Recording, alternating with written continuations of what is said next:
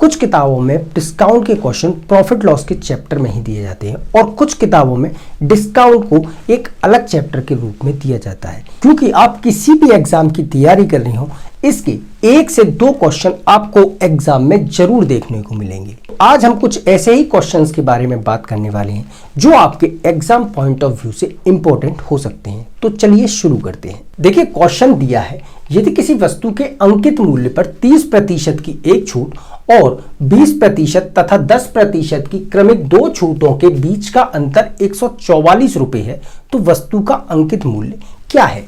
देखिए, इस क्वेश्चन को आप सॉल्व कैसे करेंगे। अब देखिए, अंकित मूल्य आपको पता नहीं है, तो अंकित मूल्य सबसे पहले मान लीजिए अंकित मूल्य, यानी इंग्लिश में कहते हैं उसे मार्क प्राइस, आपने मान लिया 100 है, ठीक है। अब उस पे पहली 30% की एक छूट है। 30% की छूट के बाद छूट है, छूट के बाद वो चीज कितने की होगी, 30% की छूट है यानी कितने में, 70% में होगी। परसेंट हटाएंगे तो कितना, 100, यानी कितने में, 70 में होगी, ठीक है। अब आगे कहा है और 20% तथा 10% की क्रमिक 2 छूटों और 2 छूट दी हैं,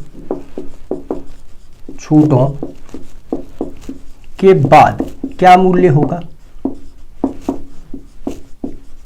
देखिए, 100 था अंकित मूल्य, 20% की छूट होगी यानी कितने में, 80 में होगा, ठीक है, पहली छूट। अब यही चीज दूसरी छूट है 10% की, यानी कितने में होगा, 90% में, यानी कितने में, 72 में, ठीक है।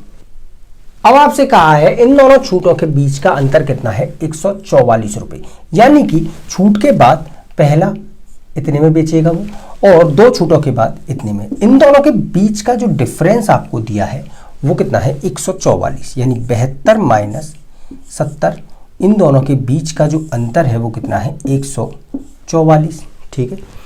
72 में से 70 गए तो 2, तो 2 बराबर 144, यानी 1 बराबर कितना, 144/2, यानी कितना, 72।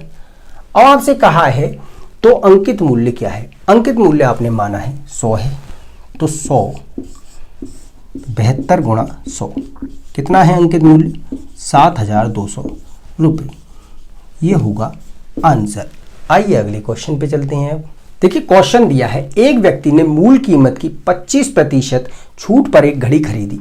उसने जिस कीमत पर घड़ी खरीदी उसके 140% पर उसे बेचने पर उसे मूल कीमत से 60 रुपए अधिक मिले, तो घड़ी खरीदने की कीमत क्या थी।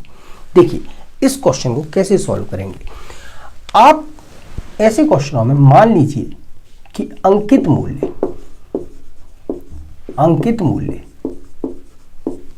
यानी मार्क प्राइस आपने मान लिया 100 था। आपसे कहा है कि उसने 25% की छूट पे उसे घड़ी मिल गई।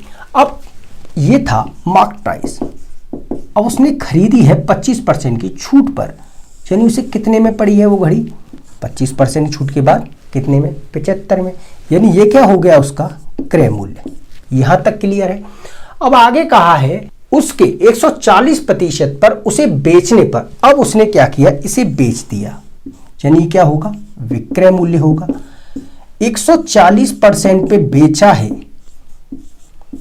बटे 100% हटाया तो ये 4, ये 3, 4 से 4 तिया 12, 205, यानी कितने में, 105 में उसने बेच दिया। अब आपसे कहा है कि उसे मूल कीमत से 60 रुपए अधिक मिली। अब मूल कीमत क्या थी, वो 100 थी, उसे इससे 60 रुपए अधिक मिले हैं, यानी 100 से 105 कितना डिफरेंस है, तो 105 में से 100 घटाया, 60 रुपए अधिक मिले, तो 5 बराबर 60 के। आपसे पूछा है तो घड़ी खरीदने की कीमत क्या थी, तो घड़ी खरीदने की कीमत क्या है, 75 में उसने खरीदी है, यानी 60/5 गुणा 75, 5 से इसे काट दीजिए 15 बार, यानी कितने में पड़ी, 900 रुपये में उसे खरीदी थी उसने घड़ी। ये हो गया आंसर। आइए अगले क्वेश्चन पे चलते हैं। अब देखिए, क्वेश्चन दिया है किसी मशीन की कीमत 6,000 रुपए है। यदि उस कीमत पर 20% की छूट दी जाए और फिर सेवा संविदा के रूप में 10% राशि बढ़ा दी जाए तो दुकानदार उस मशीन की कीमत क्या लेगा। देखिए, मशीन की जो कीमत थी, कीमत कितनी थी? कीमत थी 6,000 रुपए, ठीक है। इस पे 20% की छूट दी जा रही है, यानी छूट के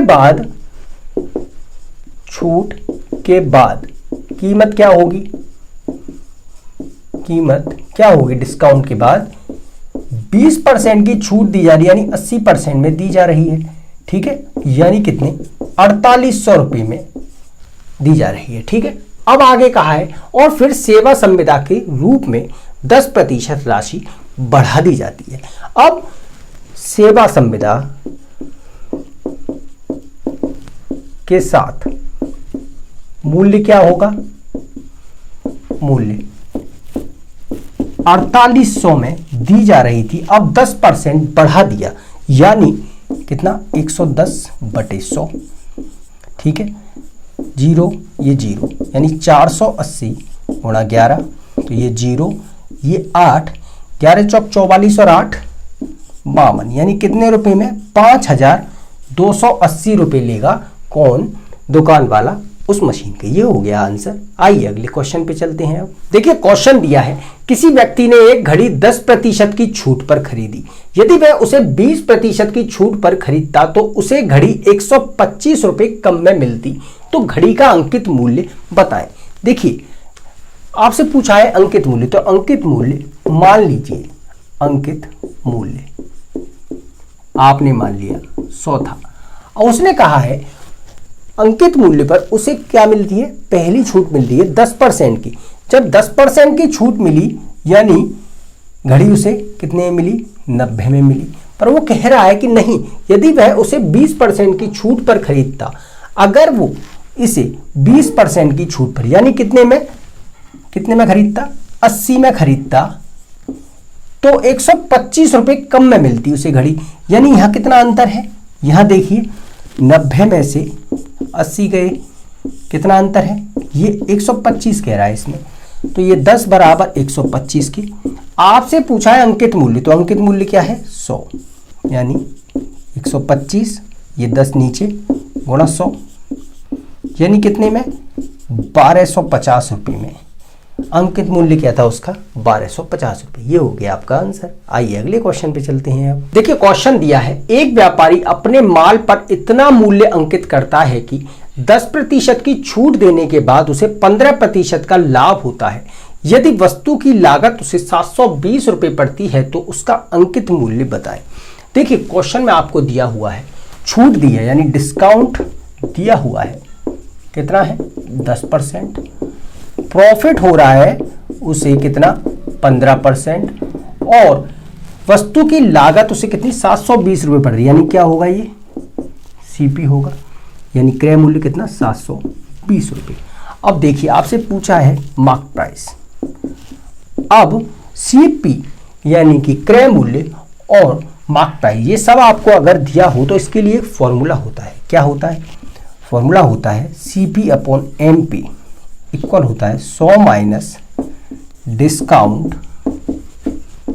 परसेंट बटे 100 प्लस प्रॉफिट परसेंट। अब ये कितना है? ये 720 है। मार्क प्राइस 100, डिस्काउंट कितना है? 10 बटे 100 प्लस 15, ये 720 बटे MP, ये 90 बटे 115, ये 0 से 0 कट गया, 9 से ये 8, यानी MP कितना आ गया? 115 गुणा 8, 48 0 4 8 कम 8 और 4 2 1 कितना? 920 रुपये होगा उसका क्या? अंकित मूल्य। ये हो गया आपका आंसर। तो ये कुछ डिस्काउंट के क्वेश्चंस थे जो आपके एग्जाम के लिए इंपॉर्टेंट हो सकते हैं। अगर वीडियो आपको अच्छा लगा, चैनल को सब्सक्राइब करें और कमेंट करके जरूर बताएं। तब तक मैं आपसे मिलता हूं अपनी अगली वीडियोस में। तब तक के लिए धन्यवाद।